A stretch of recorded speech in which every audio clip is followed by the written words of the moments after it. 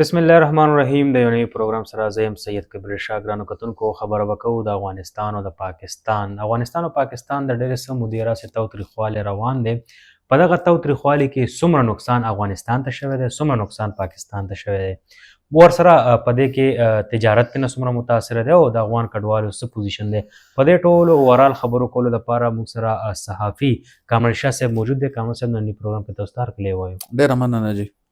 کامران صاحب را به شو 2025 پوره یو کال تیر شو،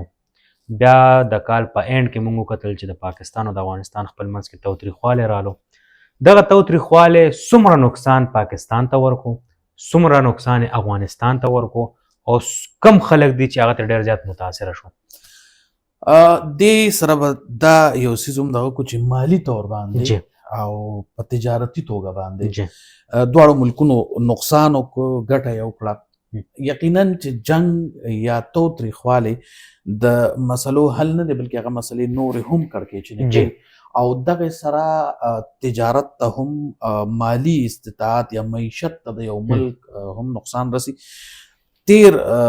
دریو میاشتو نه د پاکستان افغانستان بارډر بند دی او په دغه وجه باندې د دواړو ملکونو ترمنځ چې کوم تجارت بکې د بایلیټرل ټریډ چې کوم ته وي هغه ته ډېر غټ نقصان رسېدلی. دا روان چې کوم مالي کال دی، مالي کال د جون نه د بل جونه پورې چې کوم هغه د مالي کال وي، مالي کال چې کوم روان دی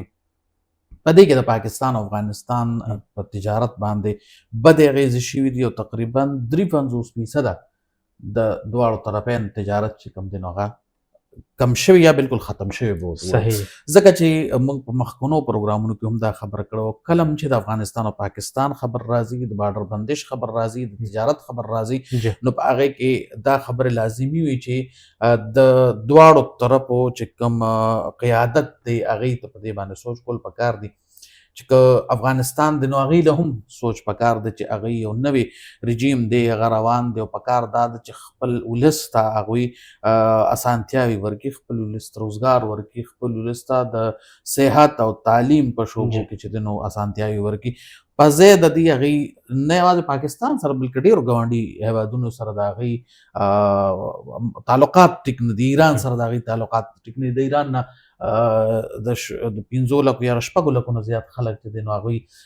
ډیپورټ کړل افغانستان ته او راویې لېږل پاکستان. کامران صاحب زه ستاسو په دغه یو خبره کې لږ کټ لګوم، خو موږ ګورو اوازه صرف کېږي چې د پاکستان نه افغان کډوال وباسي، غیر قانوني افغانیان وباسي. لږ دا خبره هم واضحه کړئ چې یوازې د پاکستان نه د نورو ملکونو نه یې وباسي. ګورئ جي ما خو مخکې هم دا ویل، زما موقف هم دغه دی چې پردی کټ پاکستان ډېر ټارګټ دی. ځکه وایم پاکستان ټارګټ په دې باندې چې پاکستان د دې ټول ملکونو په دغه کې پاکستان ډېرې اوږدې مودې له افغانانو له دا خپله خاوره ورکړې وه، خو افغانانو اوس هغه خلکو له خاوره ورکړه چې کوم په پاکستان باندې بریدونه کوي، د پاکستان سالمیت ته د هغوی نه خطره ده. او دا ستاسو خبره صحیح ده چې صرف د پاکستان نه د ایران، ازبکستان، تاجکستان، ترکمنستان، آذربایجان، د نورو ملکونو چې کوم ګاونډي هیوادونه دي د هغوی تقریبا هغوی خو ډېر مخکې زموږ افغان کډوال چې دي نو لرې کړي. دا خو زه د ایران د هغه خبره کوم چې په ایران کې هم خپل تاوتریخوال روان دی او افغانستان سره هم د هغوی دومره حالات چې دي نو ډېر صفا نه دي. موږ ګورو افغانستان د هر چا سره تاوتریخوالی شروع کړی دی. وجوهات څه دي؟ د دې افغانستان به جوړېږي څه؟ د دې ولس به څه جوړېږي؟ ګوره جي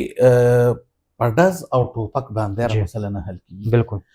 بیا چې ملک وي نو هغه سره پکار ده چې د هغه دفاعي قوت هم مضبوطي، خو هغه سره دا هم پکار ده چې د هغه سیاست هم مضبوطي، د هغه سفارت هم مضبوطي. په دې دومره موده کې د 2021 نه د 2026 روان دی او په دې دومره موده کې افغانستان ډېرو کمو بلکې د نشت برابر ملکونو د امارت اسلامي دغه تسلیم کړی دی، حکومت تسلیم کړی دی. دا هم د سفارتي فیلیر یو غټه نښه ده. صحیح. چې افغانستان څومره لږو ملکونو که ستاسو ته یاد شي نو د طالبانو یو مخکې رژیم و د امریکې د بریدونو نه د حملو نه پس او امریکا چې دلته راغلی و او دلته دا 20 کاله جګړه وکړه، د دې نه مخکې چې کله د افغانستان باندې د امارت اسلامي یا د طالبان حکومت راغلی نو ټول نوم به پاکستان تسلیم کړی و. هغه په دې دغه کې هغوی پاکستان ته نوم چې دی نو دغه وپتونې و او ته اجرا بار ته شراته. بیا کله چې دا اوس چې کوم بارډر بند دا خو د ډېرې مودې نه بند دی درې میاشتې پاسه درې میاشتې شو مخکې کله هم داسې نه شوی که هغه د اشرف غني حکومت او که د حامد کرزي حکومت او که امریکا په افغانستان کې 2010 کې افغانستان دلته نن 2026 ته افغانستان لاندې دی وجوهات څه دي قصوروار څوک دي وجوهات ګوره د هغه ځای قیادت ته دی قصوروار دی د هغه ځای مشران د دې قصوروار دي د هغه ځای سیاست ته د قصوروار دی او د هغه ځای د سفارتي فیلیر په وجه باندې دغه ملک چې دی نو اوس په ښکته روان دی اگر چې د هغې خپلې دعوې دي اگر چې هغې وایي چې موږ معیشت چې دی نو 80% چې دی ټیک کړی دی نو ځکه په وړاندې روان دی خو معیشت ټیکول خو صرف نه دي که نه ګوره په دنیا کې چې ته کله د یوازیوالي ښکار شي که نه دغه ستا د ټولو نه غټ فیلیر دی او د دې ټولو مقصد همدغه دی ځکه افغان یا غیر قوني افغانیان چې کوم دي نو هغوی خپل وطن ته غاړه نږدي همدغه خبره ده لکه شاجي تاسو به هم او زه به هم په دې دغه کې ګرځېدو د هغې بس سمپل یو دا دغه چې وروره ټیک ته ماته تحفظ خو هلته دی خو زما روزګار نشته هلته زه به څه روزګار کوم زما کور نشته ډېر خو پکې داسې دي چې هغې وایي چې زمونږ درېیم نسل دلته پیدا شوی لوی شوی د مونږ ته پته نه لګي چې په افغانستان کې د کوم ځای یو به زو روان یو او لکه څنګه چې زمونږ نیکونو هجرت کړی د خپل ملک نه پاکستان ته کامران صاحب مونږ د الینډ کوتل بایپاس باندې د یو کډوال سره په سټارټ کې خبرې کړې چې کوم لاست فرست تاریخ دی لور کړو هغې کې یو کس له پښتو نه ورتله په میاوالي کې ټایم تیر کړی و ستاسو یاد شي هغه ویل ما له خو پښتو نه راځي نو داسې قسمه په افغانستان کې څه کوي او دغه خو د زه وایم که نه چې درې نسله ستا په بل ملک کې پیدا شي هغه کې وایي چې اوس خو پاکستان زموږ ملک دی خو چونکې د افغان هغه ټیک په مونږ شته زموږ پلرونه نیکونه راغلي په لنډه موده کې لکه درېیم نسل دی زمونږ داسې نه چې پوره صدي شوې ده خو 40-45 سال شوي هغوی دا دعوه کوي چې درېیم نسل دی زمونږ خو بیا هم پاکستان مونږ خپل نه ګڼي وجوهات څه دي ګوره همغه خبره ده پاکستان خپل خلک نشي سنبالولی نه به پردي څه سنبالي بله خبره دا ده چې که هر څومره لکه دا دونه وخت نه دی د پاکستان د جوړېدو نه مخکې کوم خلک دلته راغلي دي سپینې سپینې مه وایه که ژوند کوې وینې ته اوبه وایه که ژوند کوې وینې ته به څنګه اوبه ووایي چې ژوند کوو خو حقایق هم پکار دي ځکه چې کتونکي دغه ګیله کوي 15 کاله دومره لوی عمر نه دی که د پاکستان د جوړېدو نه مخکې یو کس سړی دلته راغلی دی بس دا متحده هندوستان یا د هر چا حصه وه خو د پاکستان د جوړېدو نه پس بیا خصوصا د رشیا په افغانستان کې د انټرپیرنس او په افغانستان د مکمل کنټرول او بیا د مهاجرت نه پس چې کوم سړی راغلی نو دا خو دغه ملک دی هغه ټیک خو پې همغه شته بلکل جی نو بیا پاکستان څنګه کولی شي چې هغه دغه خلک چې او دا بعضې کس چې وایي چې د راټکه پورې مطلب افغانستان ځمکه ګوره چې دا خو د دې د مشرانو د انګریزانو ترمنځ یو معاهده شوې وه خو هغه معاهده ختمه شوې ده بله خبره دا ده چې هغه معاهده کې د څه مودې دپاره دا ډیورن لاین و بیا د هغې نه پس دا چې کله پاکستان جوړ شو دا پاکستان سره یو بین الاقوامي سرحد تسلیم شوی دی دا دوی په د کومه دوی په غوږ کې ودرېږي چې دا ټکه پورې زموږ دی نه چې دا ټکه پورې دوی نو راځي دي که نه زه دوی نشي ګپ خو نه دی چې لکه د پاکستان یو کس خو نیولی و اوازې پکې کړی بیا پولیسوالو ګرفتار چې کړو